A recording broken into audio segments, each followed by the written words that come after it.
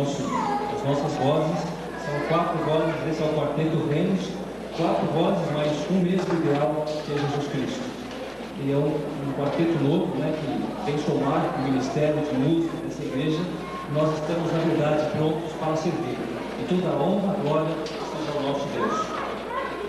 Nós queremos apresentar aos irmãos as nossas vozes, as pessoas, aí cada um disser o seu nome e a voz que canta. E nós queremos apresentar também as pessoas que fazem parte do Ministério Renos. Qual que é esse? Paulo, canto primeiro tenor. Meu nome é Joás, eu canto segundo tenor. Jeremias, canto barítono. Silvio, canto baixo. Isso, além disso, nós temos a nossa pianista, a irmã Débora, que está assim em pé. Ela tem nos ajudado muito com o seu apoio profissional no nosso quarteto. Obrigado, irmão. O irmão Luiz também, o irmão Luiz Teixeira, não sei se ele está aqui. Nós temos que ficar assim em pé. Tem também nos ajudado. Obrigado, irmão Luiz. O irmão Eduardo também, Ricardo, tem estado muito com sua contribuição. E assim prossegue o Ministério Renos. Gostaríamos de agradecer também já neste primeiro momento as famílias, né? As esposas que têm sido pacientes aí conosco, né? As esposas dos outros. Os nossos irmãos, né? Têm sido bastante compreensivos aí nos ensaios no meio de semana. E não é fácil ter o ministério, né? De música em nossa igreja, mas elas têm nos ajudado também. E os familiares, todos de modo geral. E a nossa igreja, pelo apoio do nosso pastor também.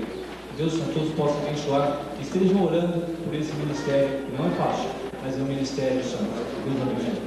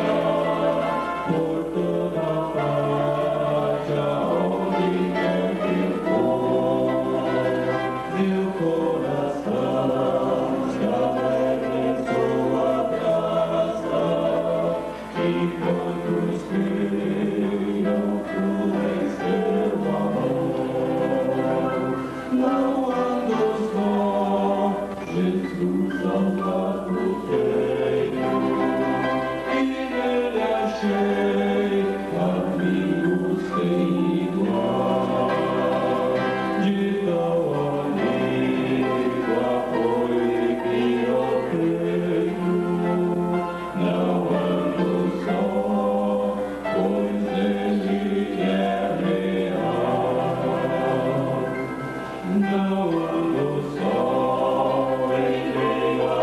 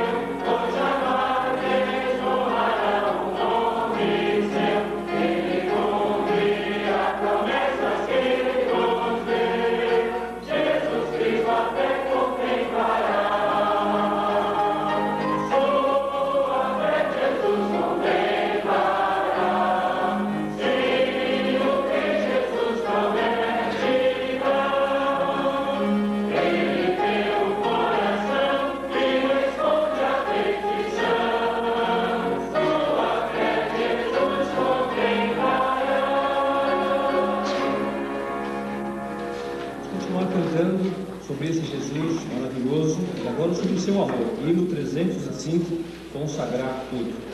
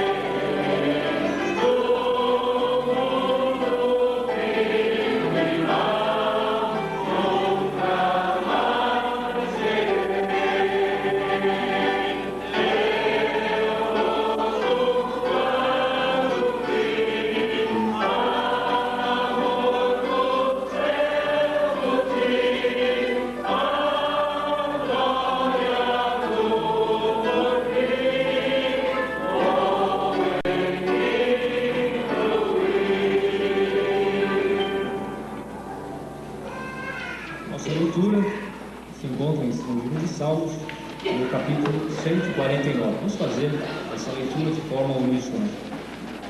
Os fiéis louvam a seu Deus com cânticos e instrumentos de música. Louvai ao Senhor, cantai ao Senhor um cântico novo e o seu louvor na congregação dos santos.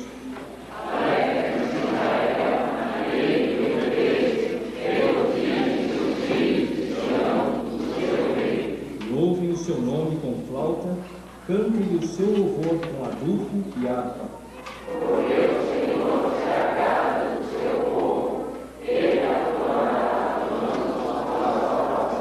Exultem os santos na glória, cantem de alegria nos seus leitos.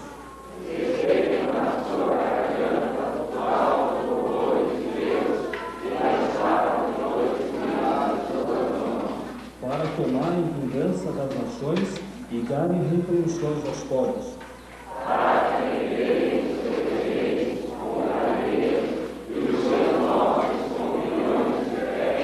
Para fazerem deles o juízo escrito. Esta honra terão todos os santos. Louvai ao Senhor. Vamos repetir todos essa expressão última. Louvai ao Senhor. Vamos todos repetir? Louvai ao Senhor. Vamos agora conduzir-nos a Deus em oração voluntária. Qualquer irmão ou irmã que sentir o desejo poderá levar a sua voz ao trono da graça nesse instante. Vamos orar. Senhor, nosso Deus, Pai Celeste, ó Senhor, nós somos agradecidos, Senhor, por essa feliz oportunidade, Senhor, de mais uma vez aqui na tua casa, reunidos, Senhor, para este culto, Senhor, de louvor, de gratidão, Senhor. Ó Senhor, Deus, venha nos abençoar. Ó Senhor, Deus, venha estar conosco, Senhor. Ó Senhor, Deus, abençoa, Senhor Deus, esses irmãos que estão, Senhor Deus, se apresentando hoje, Senhor, para se servir melhor, através do louvor, Senhor, a cada vida, e que eles possam, Senhor Deus, não encontrar dificuldade, Senhor, para levar avante esse ministério. Isso para a nossa igreja, Senhor, também nas outras áreas de atuação, Senhor Deus, na evangelização, no ensino, Senhor, e para que, Senhor Deus, nós possamos estar preparados para esse serviço melhor.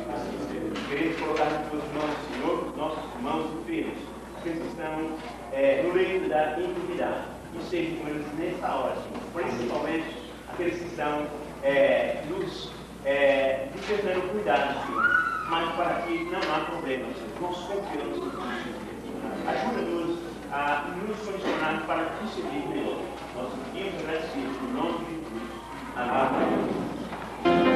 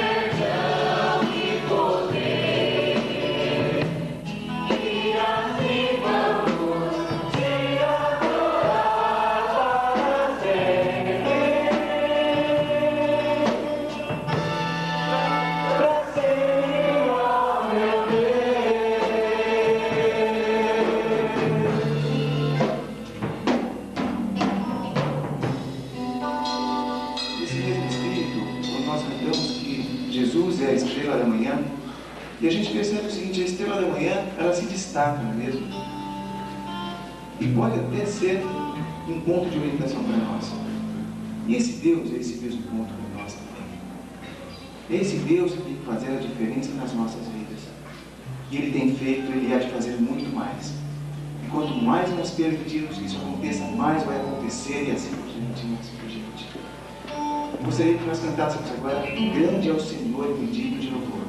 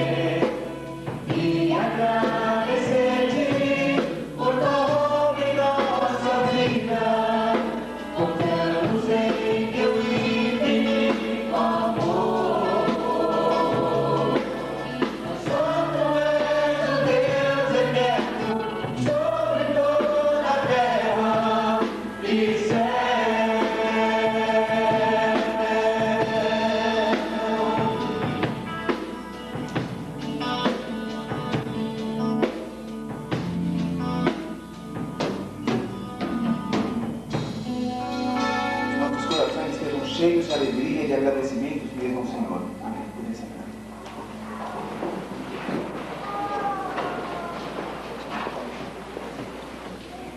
Atualmente ele está atuando na Igreja Batista da Liberdade, como membro daquela igreja, atuando no coro, na música. E o Samuel sempre foi uma pessoa muito dedicada ao que fez. E no tempo que eu convivi com ele, me espelhava no seu capricho ao fazer os trabalhos. Naquele tempo se exigiam muitos trabalhos dos alunos ali. O professor estudo era por semana, né?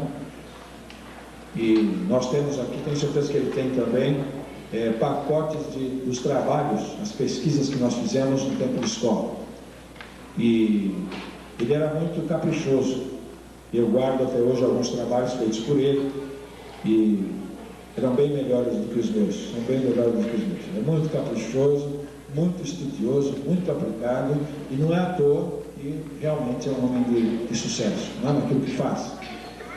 De modo que eu me sinto muito feliz, muito privilegiado, né, de ter aqui também o pastor Isaías, nosso amigo, já pregou aqui, a igreja eu amo, eu aprecio muito, e o pastor Samuel Ribeiro, de ter o meu colega de novo, junto, perto, contemplando o seu trabalho, vendo o ser usado por Deus para trazer a palavra. Eu quero agradecer muito a ele por ter se deslocado lá da Zona Norte para vir estar aqui conosco nesta noite.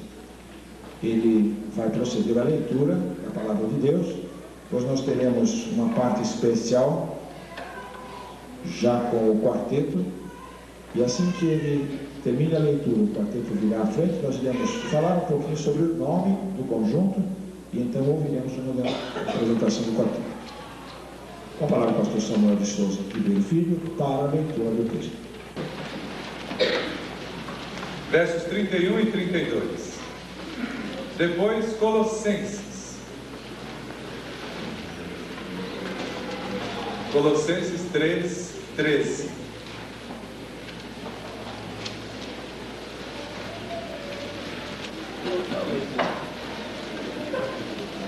Versos 4, 31 e 32. Toda amargura e ira e cólera e gritaria e blasfêmias e toda a malícia sejam tiradas de entre vós. Antes, sede uns para com os outros, benignos, compassivos, perdoando-vos uns aos outros, como também Deus vos perdoou em Cristo. E agora Colossenses 3, 13.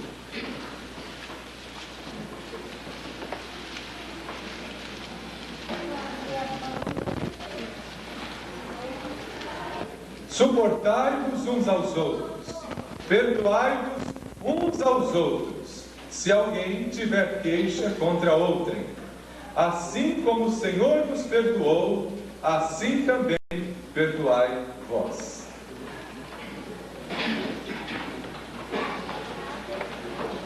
Nós queremos então convidar os irmãos do quarteto, os búmberes, Paz do Batista, meu Deus. Queremos rapidamente falar um pouco sobre o nome que eles escolheram.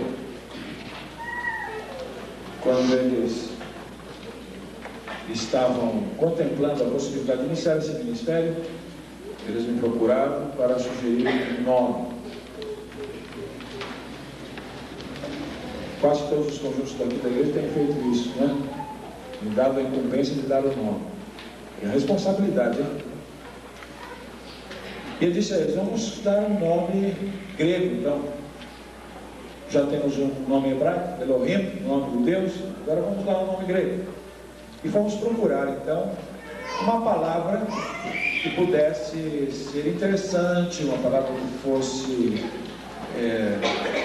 coubesse bem o marketing do conjunto. E fomos no grego lá desde o começo, olhando o dicionário. E achamos lá a palavra renos, que não é renos, com a ponta da língua, renos, com a garganta, é gutural. É uma pronúncia que não existe em português. Em português nós não temos sons guturais. Então os irmãos vão ter que se habituar a dizer o nome do conjunto. Conjunto renos. Mas essa palavra linda, queridos, porque ela marca um traço característico da vida cristã, do crente. Henos, no grego, significa peregrino ou forasteiro. Peregrino ou forasteiro, que é o que somos. Interessante que essa palavra se opõe, ela é a antítese da palavra cidadão. Cidadão de um país. O Henos é uma pessoa que está num país e não tem cidadania desse país. Ela não é cidadã, ela é forasteira, ela é estrangeira, está peregrinando. Como Abraão, por exemplo, no Egito, está peregrinando. Então, os irmãos estão nos lembrando que a nossa vida aqui é uma peregrinação. Somos peregrinos, somos forasteiros, a nossa pátria está nos céus. A passagem, por excelência, desse texto, se a minha mente não está falhando, é Hebreus, capítulo 13, verso 11, deixa eu ver se a minha mente está boa. O 11, 13. Sim, minha mente está boa.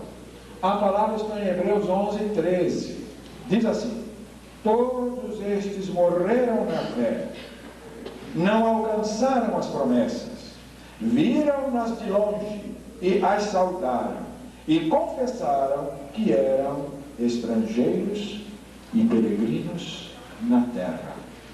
E confessaram que eram estrangeiros e henos na terra. Esperavam outro.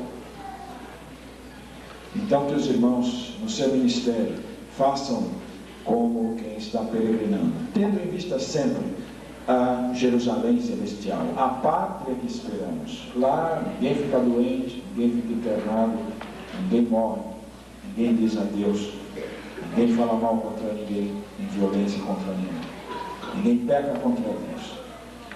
Esta palavra nos lembra sempre: estamos aqui, mas a nossa cidadania não é daqui. Deus abençoe este conjunto e que o ministério dele seja sempre um lembrete solene da nossa condição como homens e mulheres de Deus, como igreja de Deus.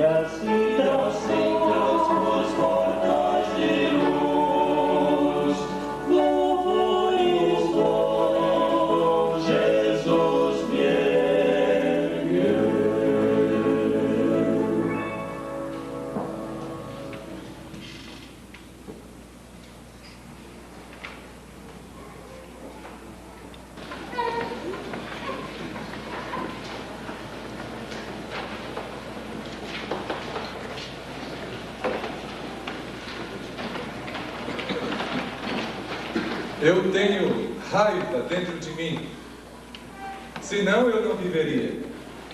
Não sou como essas lesmas que ficam paradas, sentadas, esperando os outros acontecerem para escrever sobre eles. Eu, Vera Fischer, cidadã, autônoma, poderosa e bonita, só me matando. E já dei licença para ser cremada. Folha de São Paulo, 17 de dezembro de 95. Vera Fischer foi internada no Rio. A atriz Vera Fischer, 44, foi internada para tratamento em clínica psiquiátrica no Rio de Janeiro. Ela concordou em se internar na quinta-feira após insistência do primeiro marido, o ator Perry Salles, e da filha Rafaela, 16 anos. O ator disse que preferia chamar o motivo da internação de recuperação para a vida. Segundo ele, a atriz vinha nos últimos dias tomando uma quantidade excessiva de tranquilizantes. Vera foi acusada pela babá Sandra Vasconcelos de tê-la atacado com uma tesoura. A atriz nega a agressão. Meus irmãos, essa questão, raiva, amargura, foi o texto que nós lemos. Toda amargura, ira, cólera, gritaria, blasfêmias, tudo isso seja tirado de entre vós.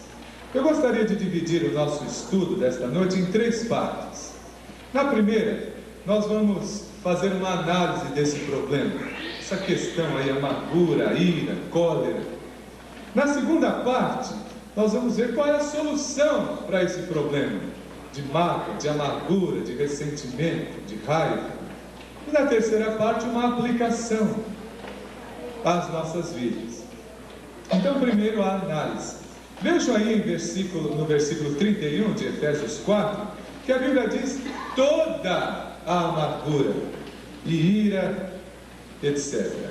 Amargura significa, é aquele estado irritado da mente que mantém a pessoa em animosidade, que torna a pessoa fechada, irritadiça, repulsiva, que faz uma carranca e impõe veneno às palavras da língua. A cólera é aquele impulso violento contra quem ou contra o que nos ofende, nos fere, é aquele ímpeto, aquela explosão. Vejam aqui.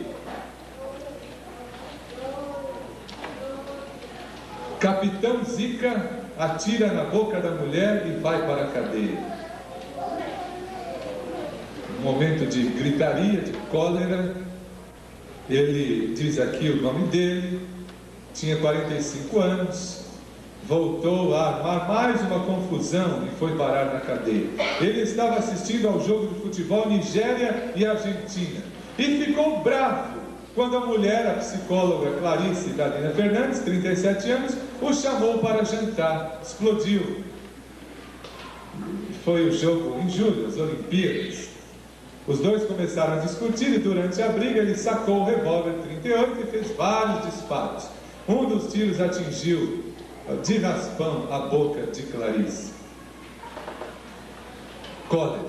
Agora a ira é a raiva, é o rancor, é aquela aversão profunda, aquele ressentimento amargo, muitas vezes reprimido, ocasionado por algo alheio que causa dano moral ou material. Então você está passando com o seu carro e ali um rapaz atravessa o farol vermelho e bate no seu carro e ainda xinga você, e ainda chamou você de barbeiro, ou a dona de casa, né? Vai pilotar fogão, e diz que não vai pagar o prejuízo, embora ele sendo culpado. E aí vem aquele momento de ira, aquele momento de raiva, aquele momento de rancor contra aquela pessoa. E a gritaria, é outra palavra que está aí no versículo 31, gritaria, gritos das discussões, é o bate-boca, são aquelas broncas do casal, um dando bronca no outro, um gritando com o outro. Aqui um outro artigo, assassinou namorada e depois se suicidou. Depois de discutir toda a noite de quinta-feira com a namorada Elisabel de Oliveira Barros, 28 anos, Antônio Nivaldo Queiroz, de 37, acabou matando-a na manhã de ontem, suicidando-se em seguida. E aqui conta toda a história, mas a gritaria, o bate-boca, discussão, etc. Blasfêmias, outra palavra que está aí no nosso texto, no versículo 31. O blasfemador é o caluniador, é aquele que fala mal dos outros, é o difamar, é o fazer acusações falsas. A malícia, maldade, é a intenção maldosa, é a sagacidade. Mas, meus irmãos, não se preocupem em decorar ou em querer entender muito o significado de cada palavra desta, porque eu estive vendo, verificando, estudando. Eu acabei chegando a uma conclusão interessante, que todas essas palavras aqui são sinônimos, são manifestações de uma palavra chamada amargura. E você então pode dar o nome que quiser aqui: ódio, raiva, ira, mágoa, ressentimento, rancor, desgosto. Mas todas essas palavras, tudo isso aqui é sinônimo de amargura, são aspectos da amargura. E a amargura tira a paz do coração das pessoas, porque ela brota, ela cria raiz, ela perturba o nosso coração e ela acaba contaminando as pessoas que estão ao seu redor. Isso nós vimos lá na passagem de Hebreus 12, 15, que nos diz assim: tende cuidado de que ninguém se prive da graça de Deus e de que nenhuma raiz de amargura brotando vos perturbe, e por ela muitos se contaminem. As pessoas que estão ao redor de alguém amargurado acabam se contaminando. No trabalho, um chefe amargurado, aquele chefe que está ressentido e magoado com a mulher, não dormiu de bem com a mulher dele naquela noite, chega ali amargurado, raivoso, carrancudo, vai contaminar os funcionários, as pessoas que estiverem ao seu redor. Olha, não chega perto do chefe hoje, que hoje o homem está uma fera. No lar, um pai, uma mãe ressentida, um pai ressentido. Como é ruim, como é duro viver ao lado de uma pessoa assim, no lar, uma pessoa amargurada. Os filhos dizem: olha, mãe, olha, eu não quero nem chegar perto do papai hoje, ele está terrível hoje, uma raiva tremenda. A gente fala uma coisinha e ele já explode. Meus irmãos, a amargura, ou o ódio, outra palavra que você queira dar, faz com que a pessoa carregue um peso dentro de si, como se fosse uma pedra muito pesada, um fardo enorme. A amargura e o ódio perseguem as pessoas, onde elas estiverem. Dr. Macmillan, um médico, no seu livro Provisão Divina para a Sua Saúde, fala do efeito devastador do ódio, da raiva e da amargura na vida de uma pessoa. Ele diz assim numa das páginas: quando começo a odiar uma pessoa, torno-me seu escravo. Deixo de ter prazer no trabalho, porque aquela pessoa domina os meus pensamentos. O meu ressentimento produz hormônios de tensão em meu corpo, e eu fico fatigado, cansado depois de poucas horas de trabalho. O trabalho, que antes me dava tanta alegria, agora torna-se enfadonho. Mesmo as férias deixaram de me proporcionar gozo. Posso estar guiando um carro de luxo ao longo de um lago cercado de árvores floridas.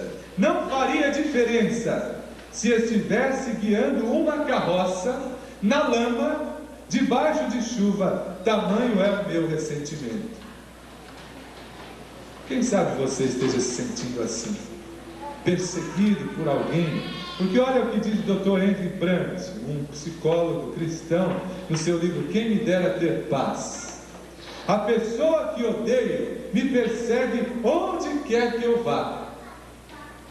Ela domina a minha mente. Quando o garçom me serve filé mignon com batatas fritas, aspargos, saladas, além de morango com creme na sobremesa, podia estar servindo pão velho com água e o gosto seria o mesmo. Os meus dentes apenas mastigam aquele alimento e eu engulo sem saborear nada, pois o homem que odeio não me permite saborear nada. A pessoa que odeio pode estar a quilômetros do meu quarto, porém mais cruel que um senhor de escravos. Ela perturba os meus pensamentos, de tal maneira que o meu colchão de molas se transforma em objeto de tortura. O mais humilde dos servos pode dormir, mas eu não.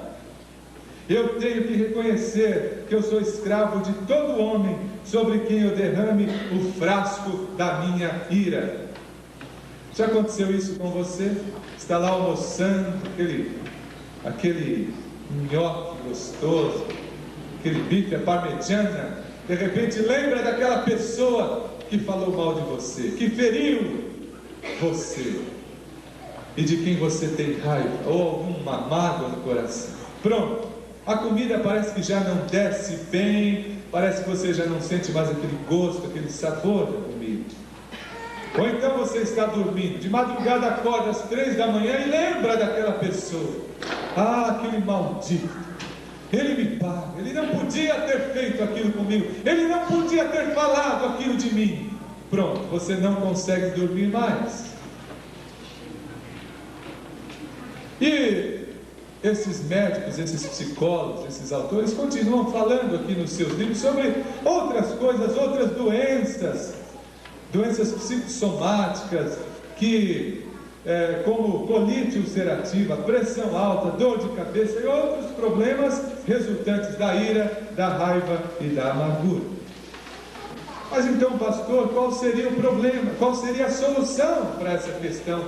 Como é que eu resolvo esse problema? Eu realmente viro e mexe, eu estou lembrando daquela pessoa, eu não aguento, aquilo que ela fez comigo foi demais, o senhor nem imagina. Como é que eu resolvo isso, pastor? Há uma solução? Nós poderíamos apresentar aqui 3 alternativas. A primeira alternativa para você resolver o problema aí dessa mágoa, desse ressentimento do seu coração, desse ódio, dessa ira e dessa raiva. A primeira alternativa você poderia dizer, ou nós poderíamos dizer, vamos revidar. A solução é revidar. Olho por olho, dente por dente, pagar com a mesma moeda. E nós ouvimos frases como essas todos os dias, lá no nosso trabalho, lá com o nosso vizinho, lá na nossa escola. Frases assim: eu acertarei contas com aquele idiota, nem que seja a última coisa que eu faça. Ou então, eu não levo desaforo para casa, de hoje não passa. E quantas outras frases. Mas, meus irmãos, o problema não será resolvido desta maneira. Só aumentará ainda mais a sua raiva e o seu ódio e a sua mágoa. Provérbios 15:1 diz que a palavra dura suscita a ira. Então, violência gera mais violência. Provérbios 10:12 diz que o ódio excita contendas. 1 João 3,15 diz que aquele que odeia o seu irmão é assassino. Mateus 5, 21 e 22 diz que se você se irar contra o seu irmão, você é réu de juízo. Você já matou o seu irmão. Então, quanto mais ira, quanto mais ódio, quanto mais você quiser se vingar ou revidar, mais problemas você arrumará para si mesmo. Então o problema não se resolve com o revide. Agora, isso não quer dizer, vamos aqui abrir um parênteses, isso não quer dizer que você não tenha direito a recorrer à justiça, ao juízo. Por isso existem os advogados, os juízes, os tribunais. Como aconteceu, como esse exemplo que eu falei aqui do farol, da pessoa que bateu no seu carro e ainda ofendeu a você e disse que não vai pagar.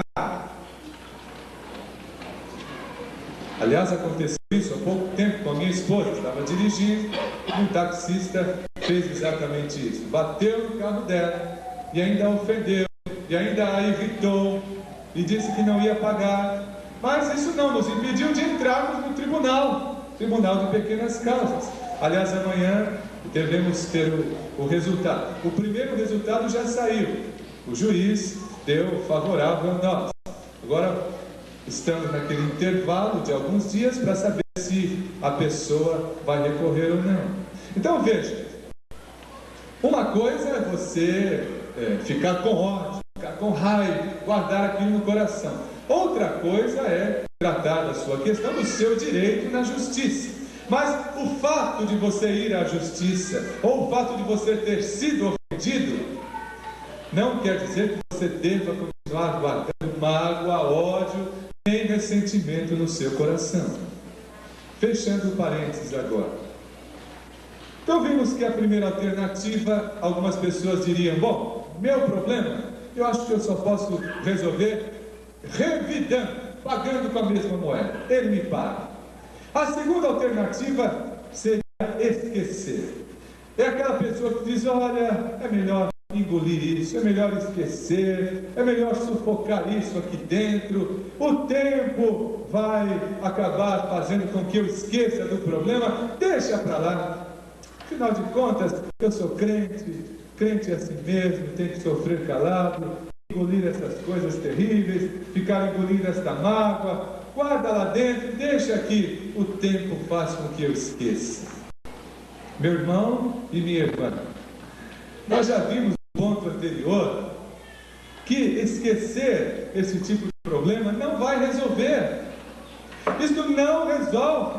Nós lemos aqui o texto do Dr. Macmillan, que não resolve mesmo. Você tenta esquecer, mas aquela pessoa fica perseguindo você. Você fica lembrando daquela pessoa sempre. Por quê? Porque aquilo está guardado no coração. É como aquela casca de ferida. Quando eu era pequeno, às vezes eu caía, me machucava o joelho, Então queria esconder do meu pai, senão meu pai queria fazer curativo, passar remédio, aquilo ia doer muito, eu ia para a cama escondidinho, mas dormia com o joelho sujo de terra, aquela ferida, aquele machucado ali. Daí um dia, daí 2 dias, aquela ferida estava com uma casca em cima, uma casca preta em volta, aquilo vermelho. Meu pai olhava: meu filho, vamos curar isso aí, coisa terrível, isso não vai sarar não. Aí ele pegava água oxigenada, aqueles remédios dele que doíam tanto, e tirava aquela casca. E aí saía aquele pus ali de dentro, porque estava infeccionado. Com as pessoas que querem ficar guardando aí a mágoa, pensando que vão esquecer, não conseguem esquecer não resolve isso, vai infeccionar, e vai ficar cheio de pus lá no coração. E na primeira briga que você tiver com a sua mulher, na primeira briga que você tiver com o seu marido ou seu noivo, aquilo vem para fora, você começa a vomitar aquilo. Não, mas aquele dia você falou aquilo. Não, mas foi culpa sua, porque você que começou. Não, mas foi você. E aquilo vem tudo para fora.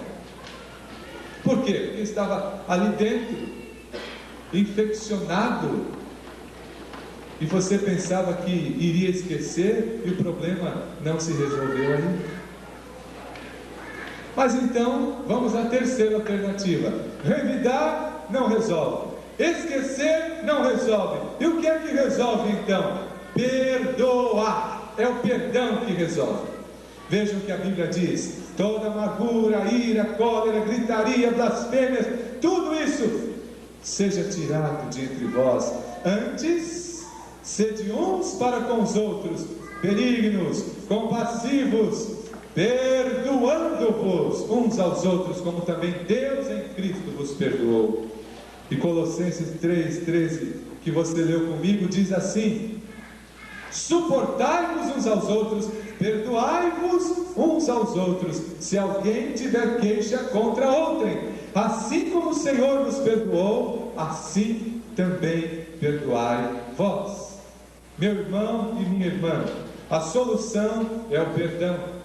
A ordem bíblica aqui é perdoar como Cristo perdoou você, incondicionalmente. Aqui há algumas implicações que eu gostaria de estudar com o irmão nesta noite. Primeiro, o que não é perdão? Perdão, em primeiro lugar, não é fingimento. Não é fingir que não está doendo, porque dói muito. Não adianta você dizer: ah, é assim mesmo, sou crente, tudo bem, deixa para lá, não aconteceu nada não. Mentira, porque dói. Alguém que é magoado, alguém que é ferido, dói muito. Fingir não resolve. Você tem que encarar o problema de frente, acertar a questão e não ficar fingindo e dizendo: tudo bem, não aconteceu nada, não faz mal não, eu não me preocupo com isso. Perdão não é fingimento.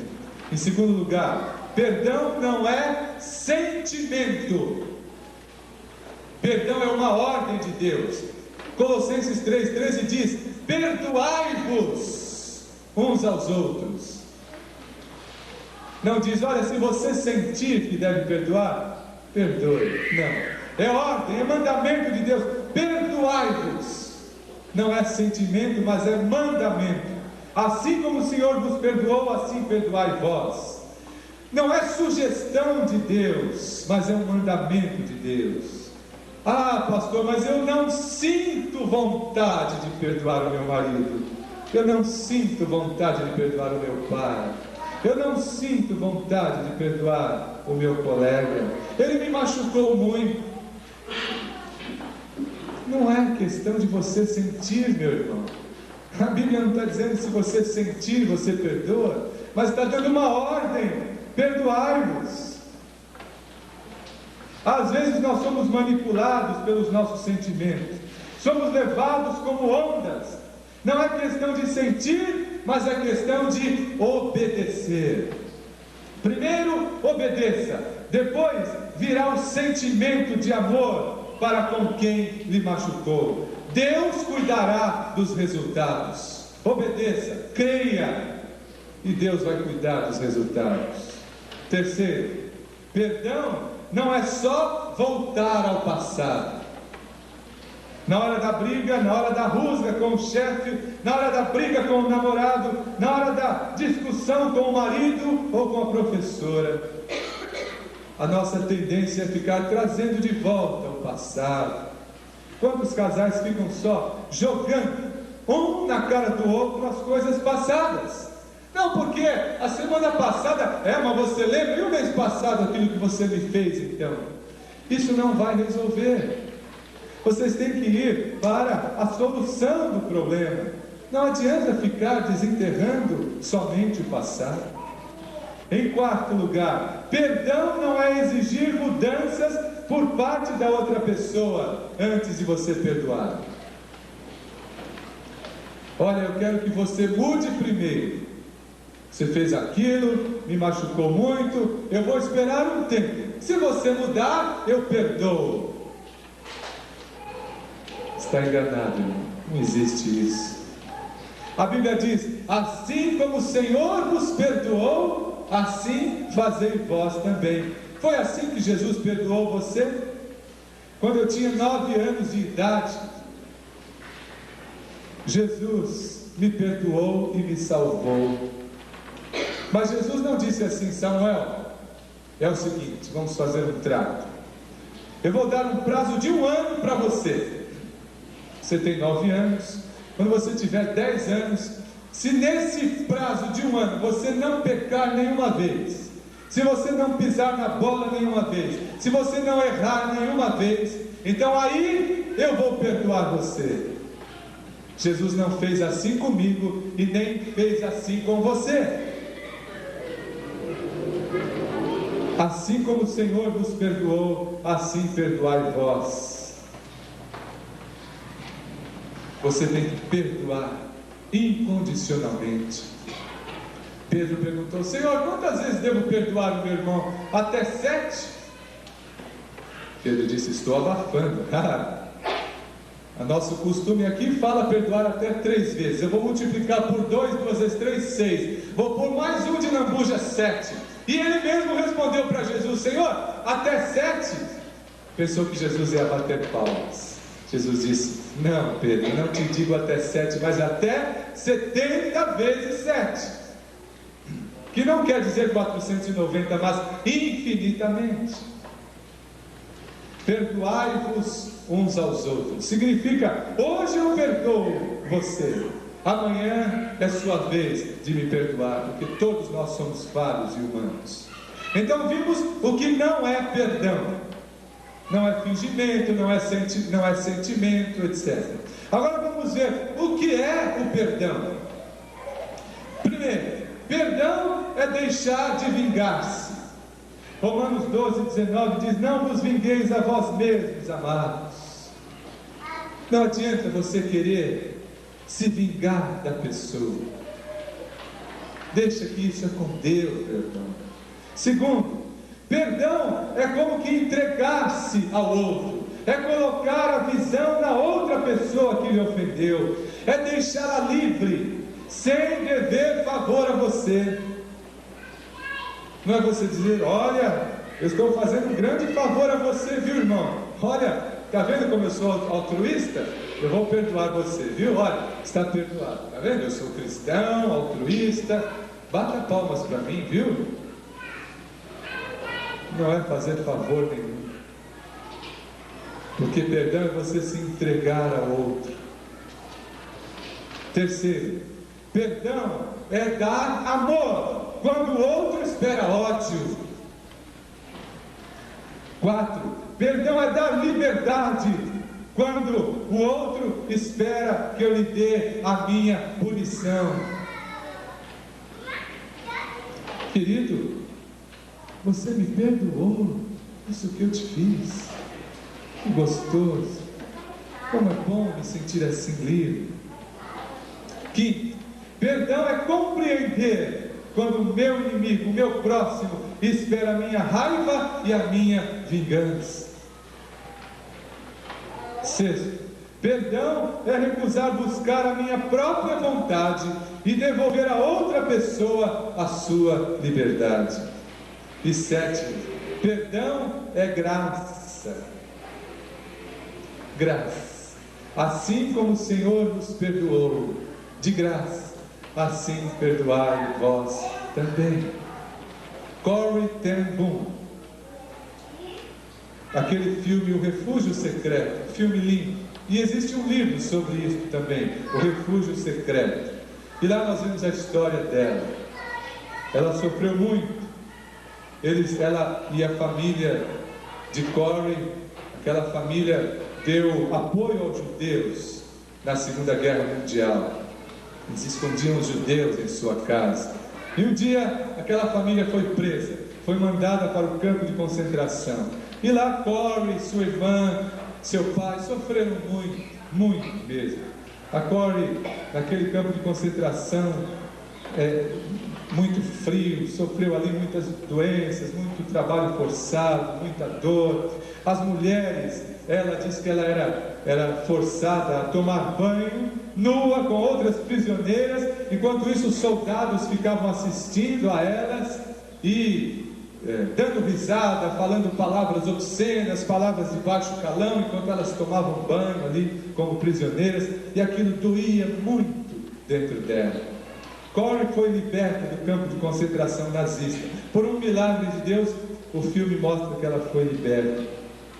Mas depois da sua libertação, Corrie levou muito mais tempo para libertar o seu coração do ódio que a consumia, que o tempo que ela passou naquele campo de concentração.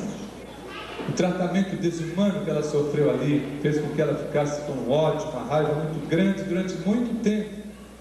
Mas depois de algum tempo ela se sentiu liberta, se sentiu perdoada, e ela disse que conseguiu perdoar aquelas pessoas. Então Corrie saiu pelos países a pregar sobre o perdão, a ensinar sobre o perdão. Foi ensinar na Holanda, na França, na Alemanha. Certo domingo, em Munique, na Alemanha, Corrie ten Boom estava falando numa igreja sobre o perdão, uma escola dominical. Pregou ali, muito sucesso, muita alegria. Depois, no final, foi para a porta. E ali, as pessoas a cumprimentavam com muita alegria. Muito obrigado, parabéns, que mensagem linda. De repente, enquanto ela está ali cumprimentando as pessoas, uma mão se estende a ela, o Senhor, e diz assim: e então, Corrie, estou perdoada, estou perdoado. Estou muito contente porque você disse que Jesus foi para a cruz e perdoou todos os nossos pecados. E nós devemos perdoar uns aos outros. E eu estou perdoado. Ela olha para cima. Quando bate os olhos, um videotape roda na cabeça dela. Era um daqueles soldados do campo de concentração. Aquele soldado que a xingou, que falou palavrões a ela, que gostava de vê-la nua, tomando banho, que a ofendera. E aquele soldado ali, as mãos estendidas, e Corrie gelada, fria, coração 1000 por hora. E ela então falou silenciosamente: Senhor Jesus, misericórdia. Ela pensou que havia superado aqueles sentimentos contra aqueles homens cruéis. Disse: Jesus, eu não consigo perdoar este homem, por favor, me perdoe. De repente, de uma forma inexplicável, ela percebeu: estou perdoada. Mas perdoada de quê, Senhor? Perdoada de não haver perdoado este homem. E aí o seu coração, com alegria, invade, uma alegria imensa invade o coração da Corrie, e ela também estende a mão àquele homem e abraça aquele homem chorando ali e diz: Corrie, sim, você, o Senhor está perdoado, em nome de Jesus. Meus irmãos, perdão é isso, é graça. Assim como o Senhor nos perdoou, assim perdoai vós. Mas a terceira parte, então, do nosso estudo é a nossa aplicação. O que é que isso tem a ver com você hoje? No trabalho seu, por exemplo, você está ressentido com o seu chefe, aquela chamada de atenção, aquela repreensão, aquela advertência que ele fez a você, você teve que refazer aquele documento 3 vezes, ficou chateado e magoado com aquilo. Ou você que é chefe ou é patrão, está amargurado, só porque fulano não correspondeu às suas expectativas, a sua empregada não correspondeu às suas expectativas lá na sua casa, ou então furtou alguma coisa da sua casa e sumiu, aquela empregada em quem você confiava tanto. Você foi preterido em alguma promoção lá no seu trabalho, no seu emprego, puxaram o seu tapete, falaram mal de você para o seu chefe, e ainda querem se vingar de você.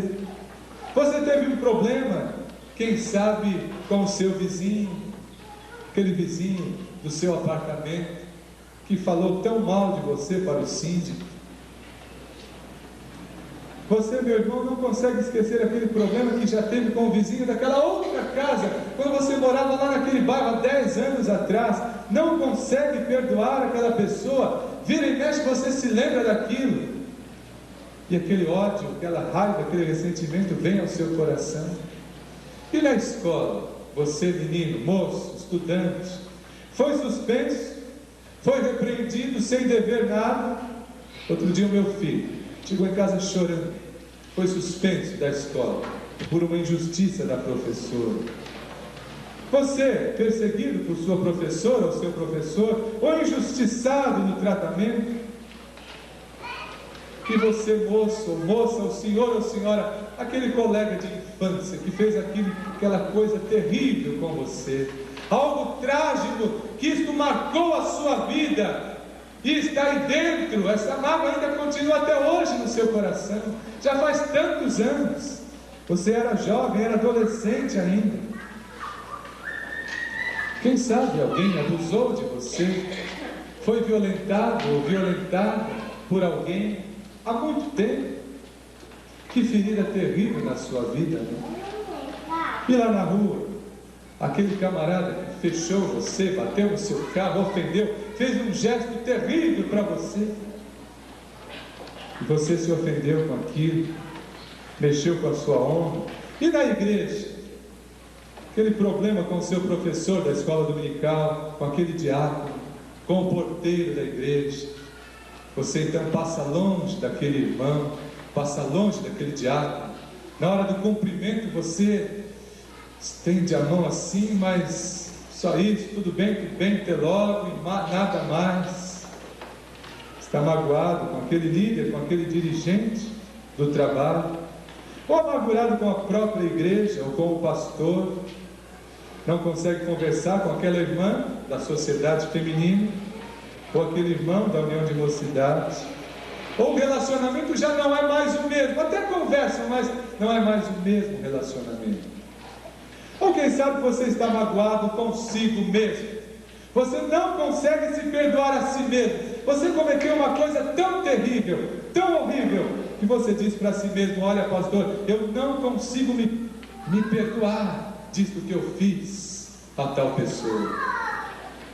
Ou quem sabe aqui haja pessoas que não conseguem perdoar a Deus, estão magoadas com Deus, porque Deus tirou o seu filho, Deus permitiu que alguém da sua família fosse atropelado, e essa pessoa morreu, aquele parente mais próximo, ou mais distante, e você diz: que Deus é esse? Estão aí os assassinos na rua matando, estuprando, e não morrem. O meu filho, o meu marido, a minha tia, tão boazinha, Deus levou. Você não consegue perdoar a Deus. Já parou para pensar nisso, meu irmão? E no seu lar, sua família, você como filho tem uma amargura, um ódio do seu pai, uma mágoa do seu pai ou da sua mãe, porque ele fez aquilo com você, ou falou aquilo para você. Quem sabe aquela palavra que sempre vem na sua mente: você não presta para nada, e você não consegue esquecer disso, não consegue perdoar o seu pai por ele haver falado isso. Ou você, irmão, aquela briga que você teve com seu irmão, rusgas de irmão contra irmã, você está magoado com o seu irmãozinho lá de casa, com a sua irmã. Às vezes um casamento desfeito e você está magoado com aquele ex-marido, ou você está magoado com a sua ex-esposa, ou namorado magoado com a ex-namorada, ou a sogra magoada com a nora, ou a nora que não se dá com a sogra, ou o genro que não se dá com a sogra. Você consegue abraçar a sua sogra com carinho, com amor, ou a mágoa aí no seu coração? Ou você, sogra, tem mágoa, tem ressentimento guardado aí no coração? Maridos e mulheres, quantas amarguras, dormindo de mal um com o outro, amargurados, ressentidos, coração cheio de tristeza. Será que às vezes a amargura da esposa não é culpa do marido, ou a amargura do marido não é culpa da esposa? Às vezes a esposa cozinha o ano inteiro, faz uma comida boa, deliciosa, não recebe um elogio, não recebe um muito obrigado, mas na primeira ocasião que ela queima o feijão, ou põe um pouquinho a mais de sal no arroz, vem a crítica: puxa, que comida salgada. Isto então magoa, e você está magoada, mãe, com isso, amargurada com alguma decisão do marido que não lhe agradou. Mas ele é o cabeça, ele é o líder. Se ele for inteligente, ele vai consultar a esposa antes da decisão. Quem sabe no lar, vocês estão criando amarguras e ressentimentos um com o outro, por causa das respostas que vocês, maridos e mulheres, dão um para com o outro, ou uns para com os outros. Por exemplo, maridos e mulheres que dão respostas vingativas. Aquela resposta: não te falei? Viu só? Isto magoa, isto fere, e você está ressentido com isso. Respostas de generalização: você sempre faz isso, você nunca se emenda. Isto magoa. Respostas que pressupõem capacidade de adivinhar: você sabe muito bem do que eu estou dizendo. Já ouviram isso? Esposas, maridos, já ouviram isso? Isso não doeu lá dentro de você? Rever fracassos passados. Eu sabia que você não ia se modificar. Eu sabia. Está vendo aí? Isto magoa, fere. Por isso você está ressentido e magoado. Um professor na faculdade teológica, não sei se o pastor Haroldo lembra, mas ele foi dar uma palestra uma vez para nós, lá no Tempo de Perdizes. Não lembro direito o nome dele, não sei se doutor Porter, uma coisa assim. Mas 82 anos de idade. Perguntaram: escuta, mas qual é o segredo de tanto vigor? E ele disse: olha, o segredo está aqui nessa questão: não se ponha o sol sobre a vossa ira.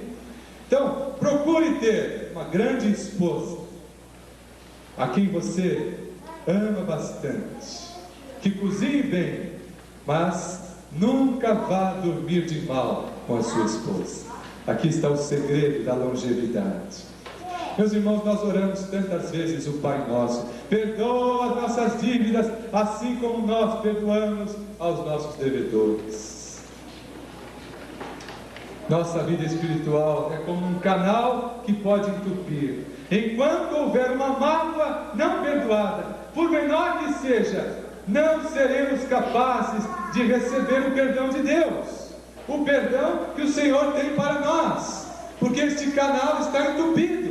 Você não consegue perdoar aquela outra pessoa. E eu gostaria de finalizar lembrando ao meu amigo visitante, que não é membro desta igreja, não é membro de nenhuma outra igreja, o finalzinho do versículo 32: perdoando-vos uns aos outros, como também Deus vos perdoou em Cristo. E a minha pergunta a você, meu visitante, meu amigo, é esta: você já foi perdoado por Jesus? Você já está salvo por Jesus Cristo? Você já tem certeza da sua salvação? Se o seu coração parar de bater hoje, você já sabe para onde você vai? Tem certeza que você vai para o céu, morar com Jesus eternamente? Perdoando-vos como Deus os perdoou em Cristo. Você já aceitou o perdão de Jesus na sua vida? Você é pecador, mas Deus ama você profundamente, e amou tanto a você ao ponto de ter dado o Filho dele, Jesus Cristo, para morrer na cruz por você. Então aceite o perdão de Jesus. Que Deus possa nos abençoar. Eu não sei se a irmã Débora teria aí uma música, um hino que nós poderíamos tocar. Os irmãos usam o hinário do culto cristão ou o cantor cristão? Cantor cristão, né?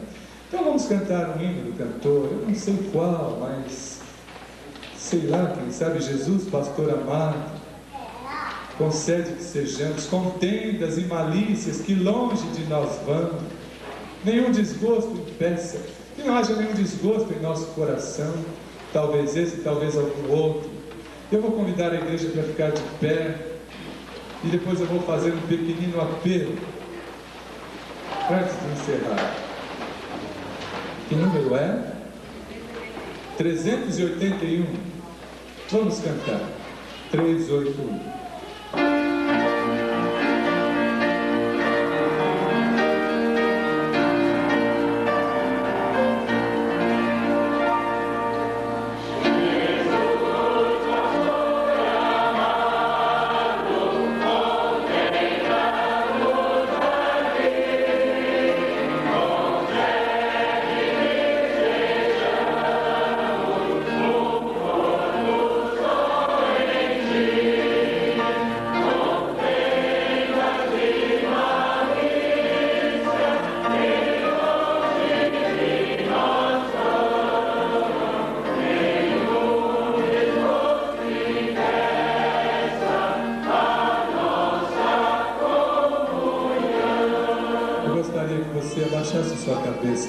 Fechasse seus olhos, e eu gostaria de orar com você. Eu gostaria de convidar as pessoas que querem que o pastor Samuel ore por você. Se você quer que eu ore por você, venha aqui à frente. Você que quer perdoar, você que quer se libertar desse problema que está aí afligindo o seu coração há tanto tempo. Quem sabe você esteja longe da igreja, quer se reconciliar com Jesus e com a igreja nesta noite. Ou você que quer que o pastor ore por algum problema que esteja aí afligindo o seu coração, sua vida. Venha aqui à frente, meu irmão, gostaria de orar por você. O preço que Jesus pagou na cruz para perdoar você foi muito grande, foi o sangue dele. Então, Ele gostaria que você saísse daqui hoje aliviado, feliz, contente. Vem, sai do seu lugar e vem aqui orar comigo. Pode vir, Deus abençoe. Pode vir, vem. O Senhor sabe qual é a sua questão, qual é o seu problema. Vem, sai do seu lugar e vem. Mais alguém?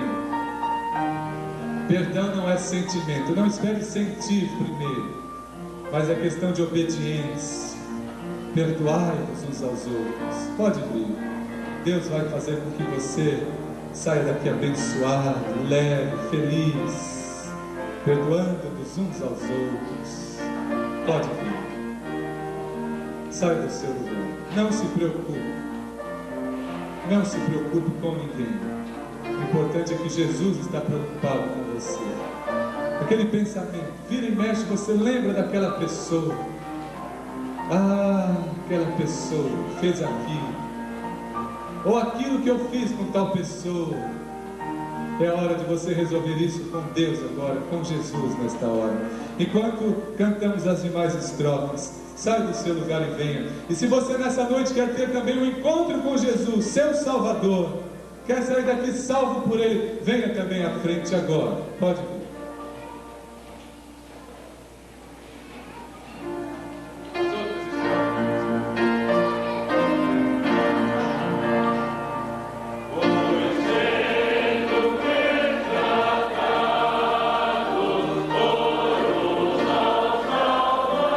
Oh,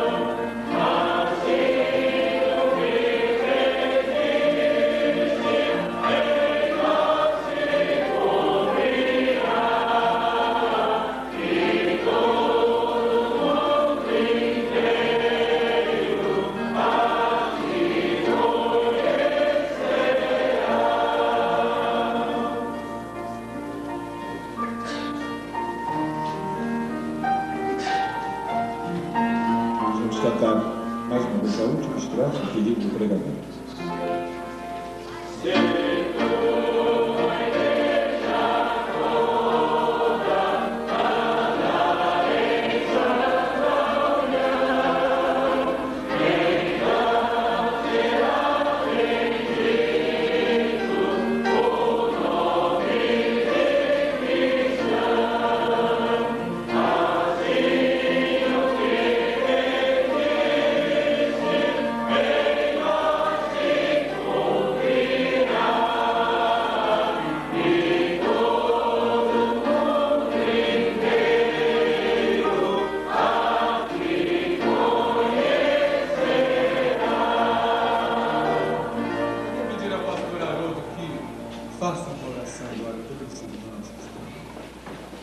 Pai amado, nós te agradecemos, porque o teu Espírito Santo continua a operar em favor de homens e mulheres, rapazes e moças, que ouvem a palavra de Deus e abrem seus corações para a verdade.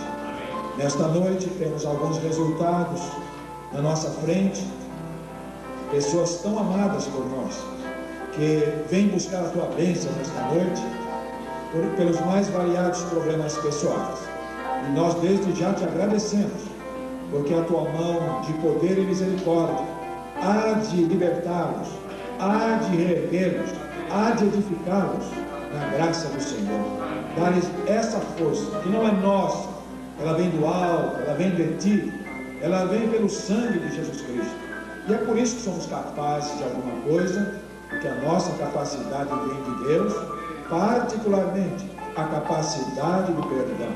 Guarda estas almas com muita alegria, possam voltar para casa em paz, com alegria, com leveza de alma, sabendo que Deus ouviu, que Deus atendeu, que Deus socorreu na sua necessidade. E a todos os presentes, talvez alguns que não tenham vindo à frente, mas lá no seu lugar está dizendo: Senhor, eu também preciso de uma bênção em alguma área, e este amado irmão, que esta amada irmã também possa receber esta graça nesta noite. Obrigado por tua bênção sobre nós, pela alegria e a consolação que tivemos neste culto. Abençoa toda a tua igreja, em nome de Jesus. Podem sentar-se, queridos irmãos. Nós vamos encerrar chamando o quarteto Renos à frente. E o quarteto vai fazer o pós-lúdio. Nós vamos aguardar o pós-lúdio. Quando o quarteto terminar de cantar, nós iremos sair. Nós que estamos aqui à frente, juntamente com o quarteto, nós sairemos a pouco para os irmãos. Mas antes que o quarteto faça o pós-lúdio, eu quero orar por vocês. Eu quero ser o porta-voz da oração de consagração, porque é isso que os irmãos querem. Os irmãos querem consagrar a Deus esse ministério e apresentá-lo aos pés de Cristo, porque isto redunda numa responsabilidade, um compromisso. Esse ministério é um ministério muito espinhoso. O ministério da música, os irmãos todos que cantam sabem os desafios, as cobranças que esse ministério nos faz. Ele é impossível de ser feito sem um investimento muito pesado e muito alto. E eu tenho certeza que os irmãos querem assumir esse compromisso, porque assumirão um nome, inclusive, diante de Deus, e responderão pelo brilho deste nome. Então nós vamos agora inclinar nossas frontes e numa oração nós iremos consagrar o quarteto Renos à obra de Deus, consagrá-lo à causa de Deus, consagrá-lo à igreja de Deus. Bendito Pai, vamos de novo à tua presença, agora com a finalidade específica de consagrar em nome de Jesus Cristo, teu Filho, estas 4 vidas, estas 4 almas que tu chamaste para te pertencer e a quem tu concedeste este dom sublime, o dom da música, da arte musical, da arte sacra. Ó Deus bendito, que nesta noite tu mesmo recebas a dádiva que eles fazem a ti deste ministério.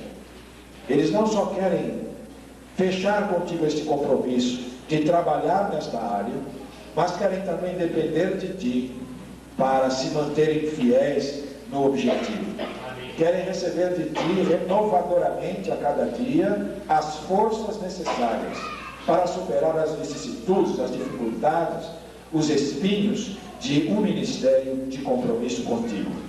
Rogamos-te que lhes dês muita saúde física e, sobretudo, muito vigor espiritual, para que eles possam ser bênçãos nas tuas mãos, para edificar a igreja, para ensinar a doutrina através da música, para chegar aos corações por esta arte que tem uma comunicação tão direta com a alma, que essas vozes, ungidas pelo Espírito Santo, possam apresentar muitos resultados aos pés de Jesus Cristo.